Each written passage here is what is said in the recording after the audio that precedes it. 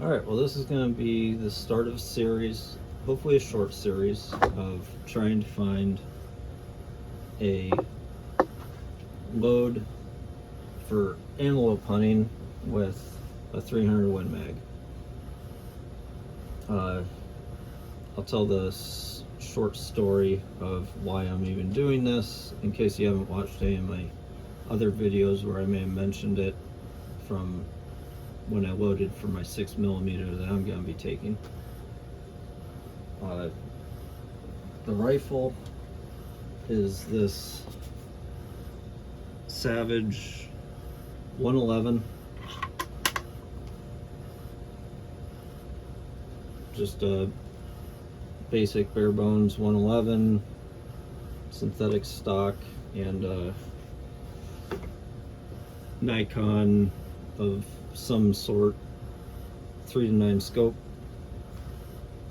So that's going to be the rifle.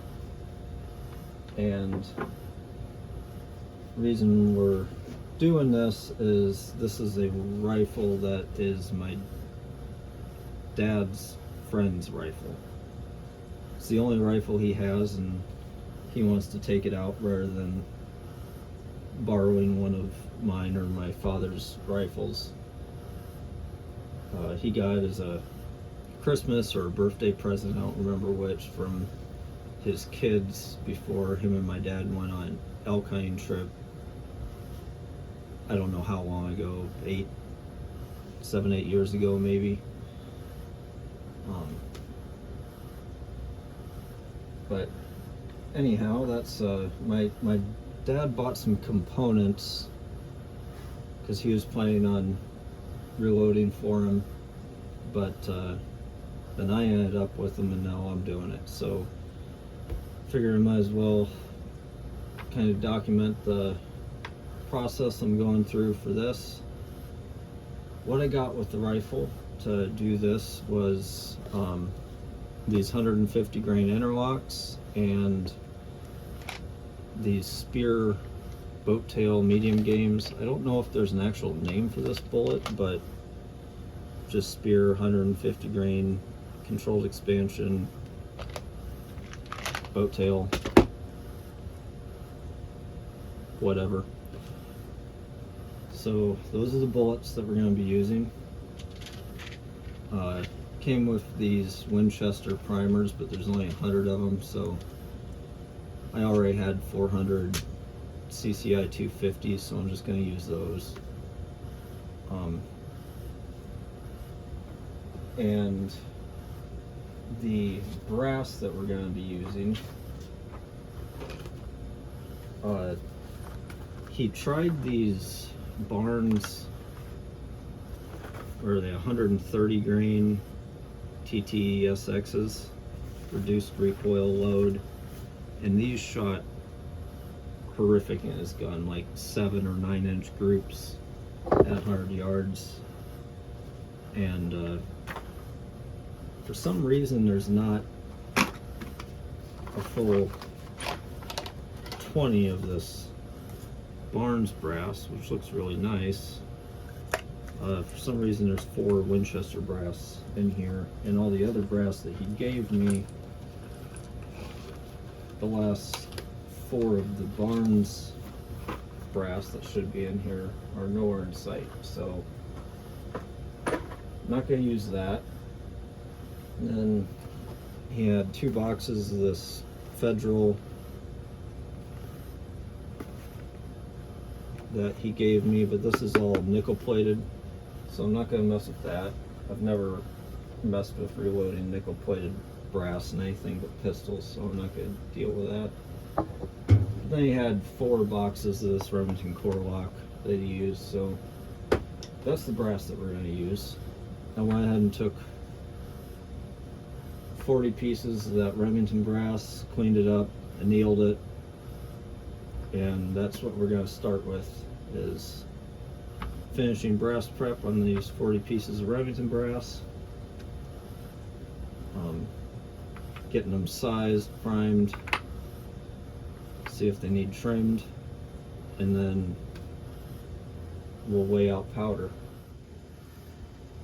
I realized right after getting everything loaded, I didn't go over my loading plan. So I mentioned all the powders that I'm going to be using and the bullets, but I didn't go over my charge weights. These are all ones that I found online on the Spear online and Hodgkin online, and then I also referenced those with my books, and they were basically the same. So for the 8208 XBR, we're doing 57 grains. I'm doing the minimum charge weight that the data centers said for each one of these. So 57 grains of 8208 XBR, 56 grains of Varget, 68 grains of H4350, 76 grains of 4831 SC, and also 76 grains of Reloader 22. And interesting enough, like for basically every bullet weight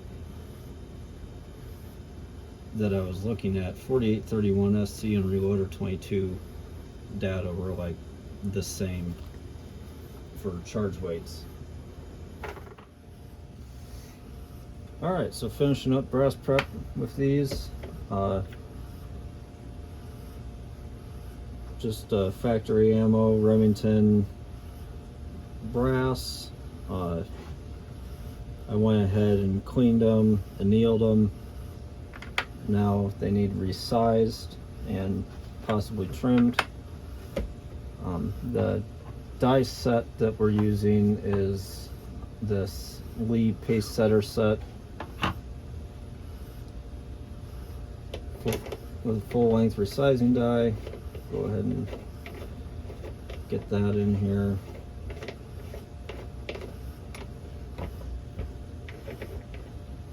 Get the shell contact, give it a good quarter turn.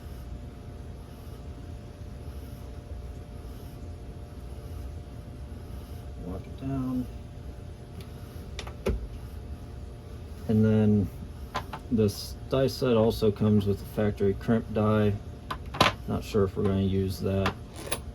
And then one of these precision, is that what they call it? A precision? Yeah, precision bullet seating die. So I've never used one of those. That'll be interesting. I've used the micrometer thing that you screw on top of the regular lead dies. That's in my past video if you want to check that out. On the 6mm loading. But anyway, what I always like to do is go ahead and get a measurement of what the shoulder is coming out of the gun. Looks like 3.3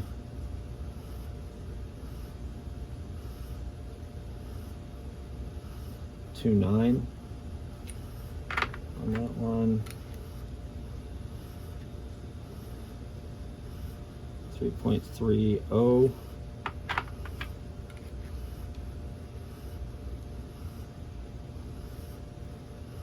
3.31.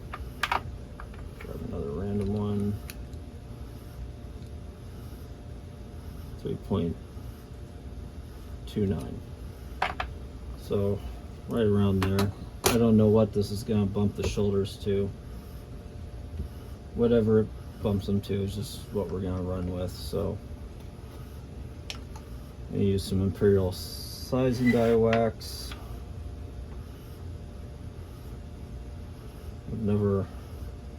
This is a brand new set of dies, so I'm going to give it a pretty liberal coat all over the case, a little bit in the case mouth, and see See how this runs through.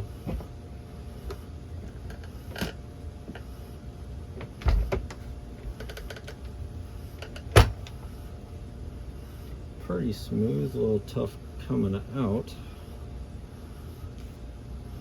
See if it bumped that shoulder at all. Yeah, bumped it about 6 thousandths. So that's pretty good. I like that. 6 thousandth bump on there. Should actually just keep things there. Come from this side. So that ran pretty smooth. Run another one in there.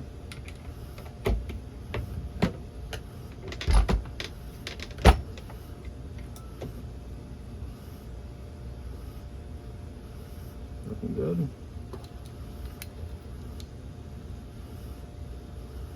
Moved it about the same, but 7 thousandths there. So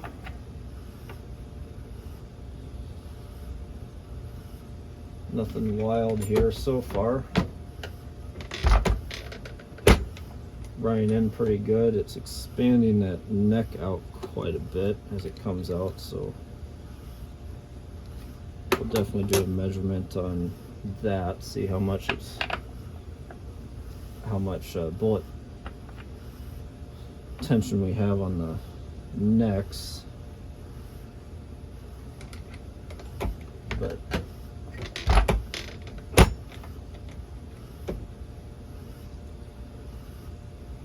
it's all looking good so far.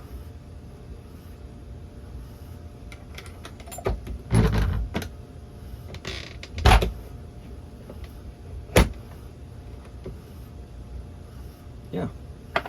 So I'll keep going with this brass. If anything crazy happens, I'll jump back on video, but I'll run through this, and hopefully next time this video jumps, I'll be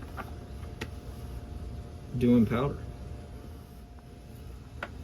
Figured I'd show this step, trimming the brass.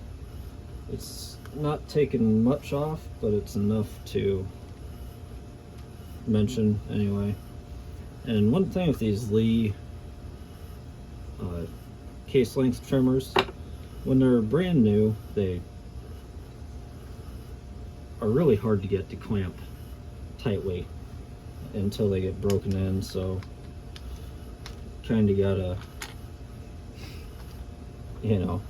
do some unorthodox things there.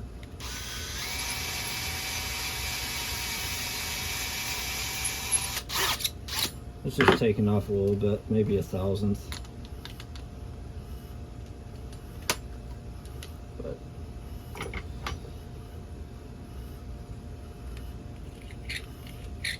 and deburr the case mouth. Wipe out the little brass shavings out of the neck. Wipe off my excess lube.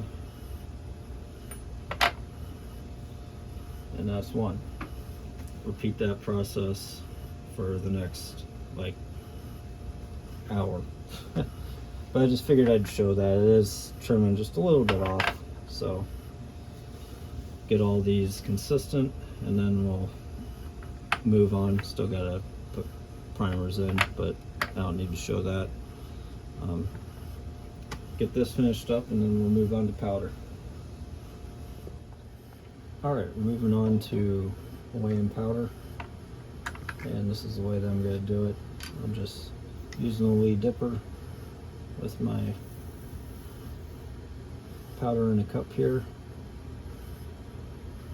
We're going for 57 grains of 8208 XBR.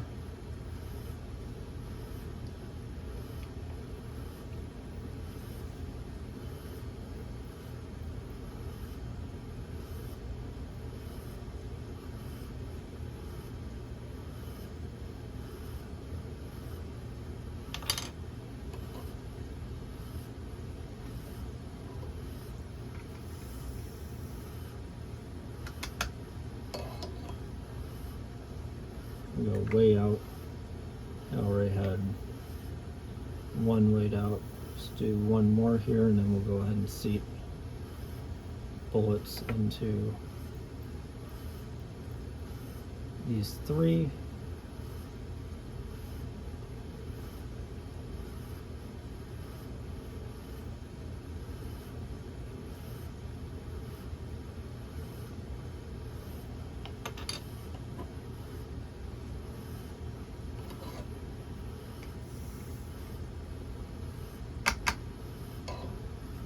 All right. So we'll move on to bullet seating.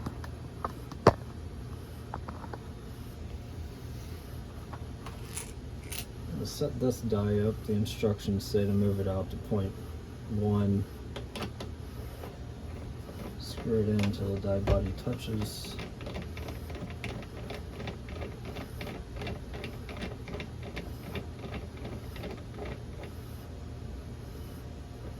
Touches, and then give it a quarter turn.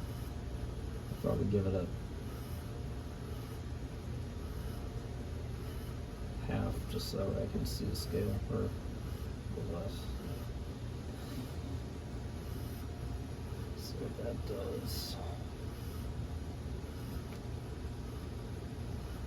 Mark it down. All right, and the first bullets we'll do interlocks. So start this one.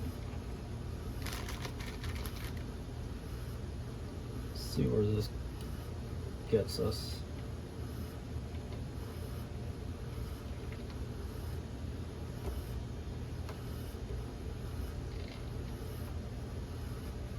That just barely touched it, so we'll give it a full turn.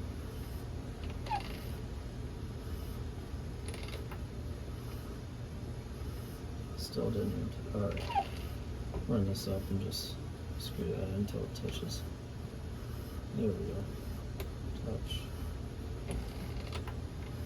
There we go. Now we're started.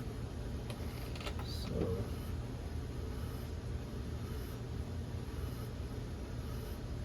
give that a full turn. Now that's just barely in there. See where we need to be for, if the cantilever is just in there, then we don't quite have the whole bearing surface of the bullet in the neck, but we'll seat the cantilever and then see where that gets us.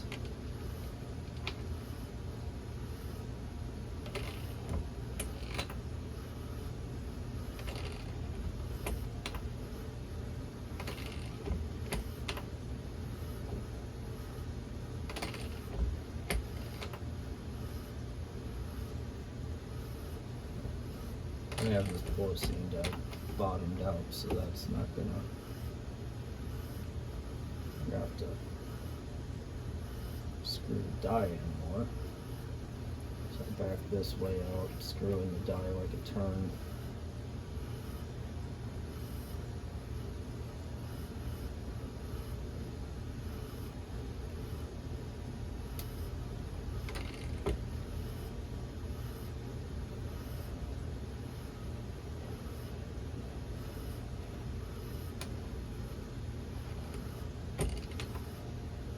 Oh boy. All right.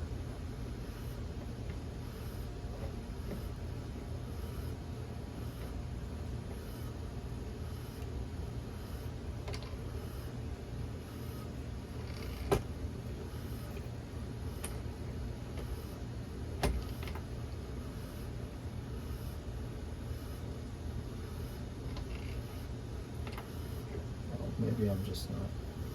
Oh, this is just really hard to turn past. So let's screw this thing all the way down. The threads don't feel very good,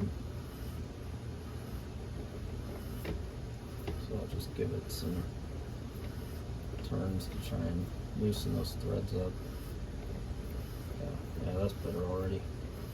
Alright, I thought I had it bottomed out, but it was just the threads were a little buggered up. Alright, go back. Reset this.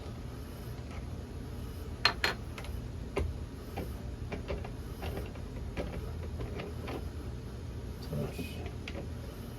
Half turn. Up, down.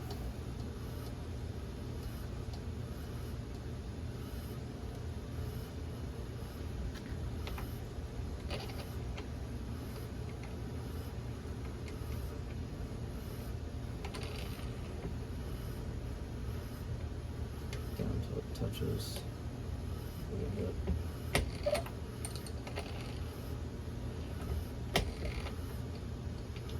Almost there.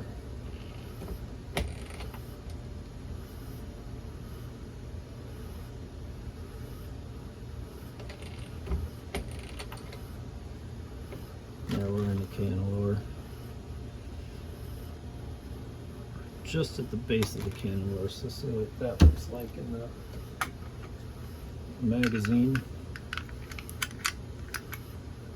Plenty of space. Alright. And since that doesn't have a ton of bearing surface on there, I'm not sure if I want to go deeper or not, but I think we might just rock with that right at the base of the cantilever.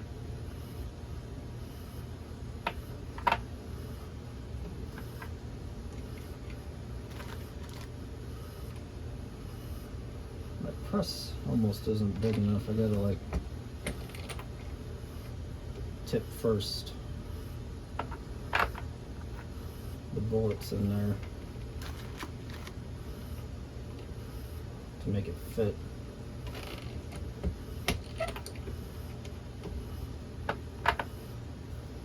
Let's see what that.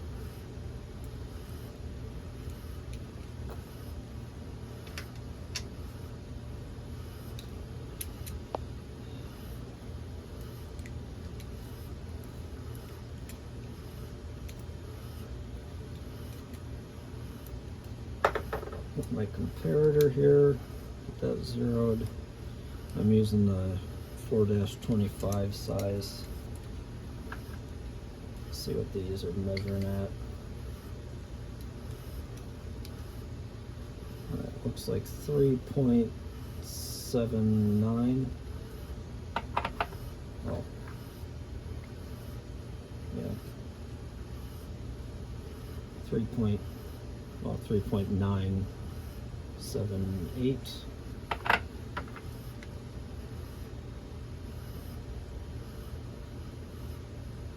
3.978. So we'll make note of that. 3.978. That's what I'm going to go with for the SSTs. And then I'll weigh out 3 charges.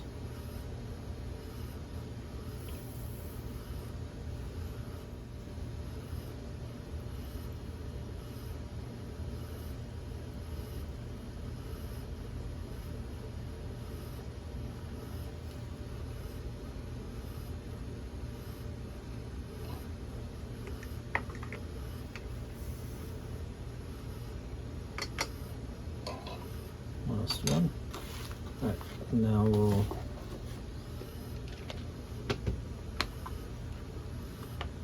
load 3 of our spear.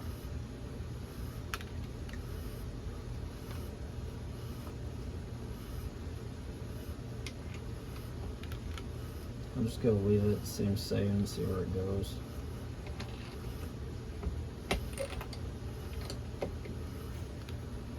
Pair that with our bullet here. We're not getting very much bearing surface at all.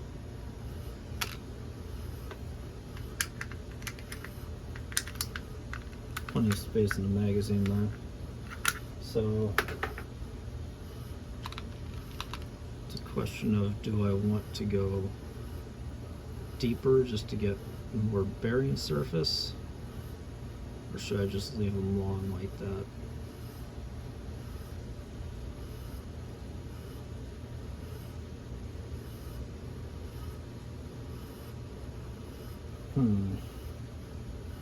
I think I'm just going to leave it and have the same bullet seeding dye setting.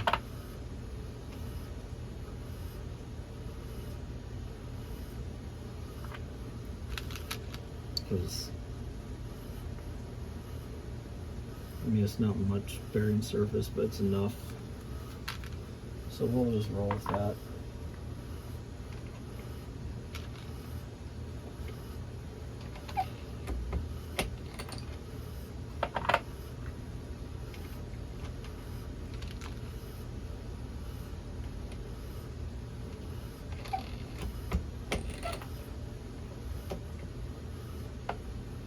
Get a base dough drive measurement on these.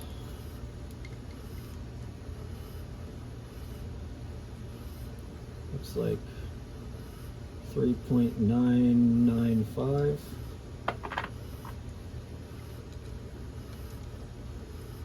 3.995.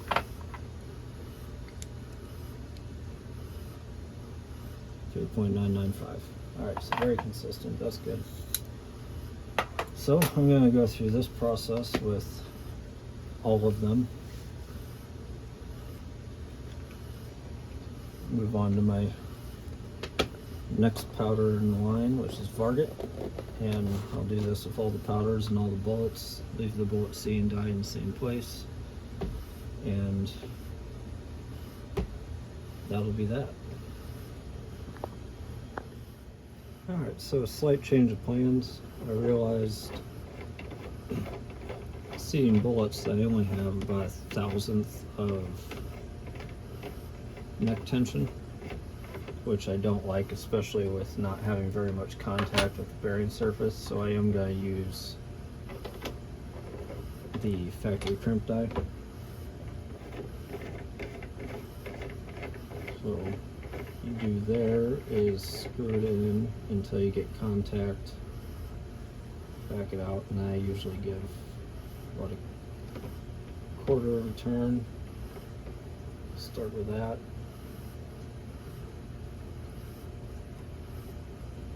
Put down the lock ring, and then I'm just going to run all these through it.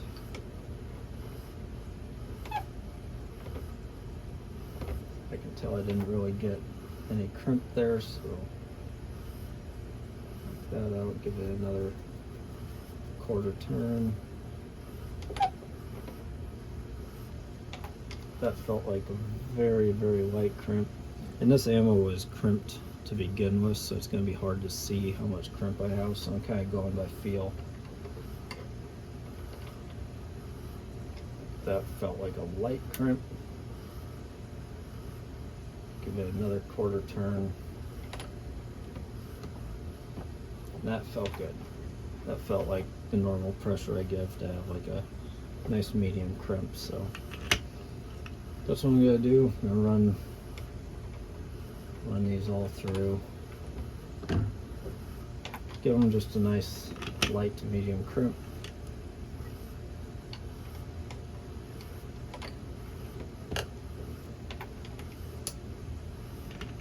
And then that'll be so it. That's what we're going to be shooting. I went ahead and